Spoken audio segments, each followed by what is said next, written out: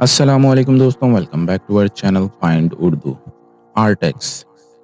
आर्टेक्स का मतलब है दीवार या छत की सजावट का मटेरियल। आर्टेक्स एक खास मटेरियल का नाम है जो दीवारों और छतों पर डिज़ाइन या टेक्सचर बनाने के लिए लगाया जाता है।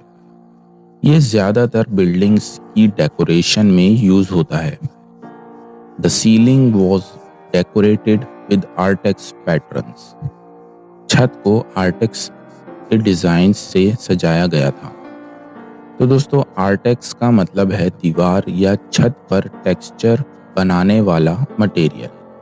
उम्मीद है अब आपको आर्टेक्स का मतलब समझ में आ गया होगा। मिलते हैं नेक्स्ट वीडियो में। शुक्रिया।